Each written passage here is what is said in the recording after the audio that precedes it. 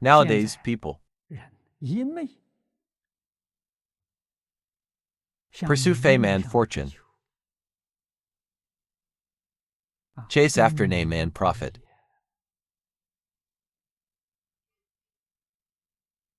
What do they gain from this? Even when they obtain it, the suffering is unbearable. They're worrying about gain and loss. When they don't have it, they want it. When they have it, they fear losing it. How can their minds be at peace? It's impossible to be at peace. Their minds are not pure. Such people live their entire lives in suffering.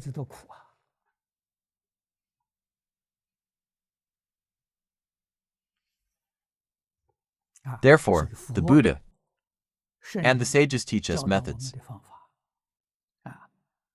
If we want to save this society, save this world, save this planet, what method should we use? Teaching and explaining the sutras.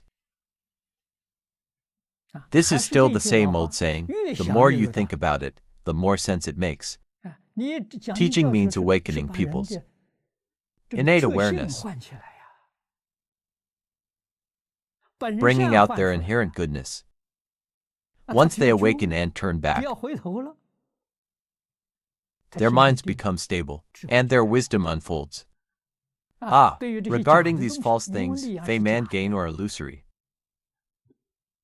No matter how much money you have, you still eat just 3 meals a day, and sleep on one bed at night.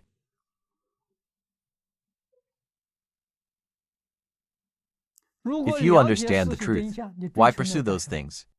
The suffering is unbearable. Having enough food and clothing is sufficient. Each day, having enough to eat, clothes to keep you warm, a small house to shelter from wind and rain. How happy that is. A large house requires so much time each day to clean and maintain. I lived in America for many years.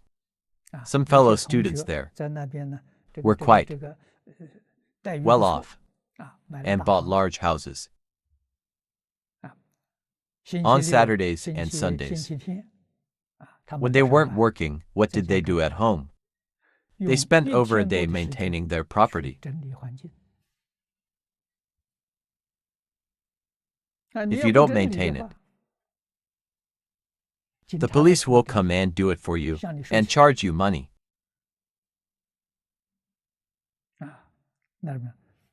That's being a slave to your house. You're serving it. How much better to buy a small house, spending just an hour or two to clean it thoroughly. Then you have extra time to enjoy life.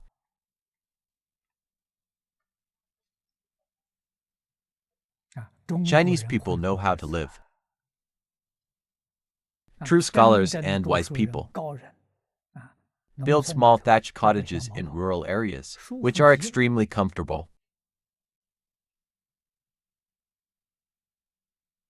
I remember my childhood in the countryside, living in a rural village, in a thatched house, with straw roof and earthen walls. I still miss it dearly. You may look down on this type of house, but these cottages are warm in winter and cool in summer, very comfortable with thick walls. The walls are about 1 to 2 feet thick, earthen walls. The thatched roof is very thick, truly warm in winter and cool in summer. The cold air can't penetrate in winter. It's comfortable to live in. Reinforced concrete buildings look nice, but honestly speaking, they're not as nurturing as Chinese thatched cottages. For human well-being, people living there truly have pure minds and live-long lives. People today talk about different energy fields. How many people live in one building today? The energy field is chaotic and complex. In rural areas, there's nobody near your small cottage. Houses are far apart. How could that be the same?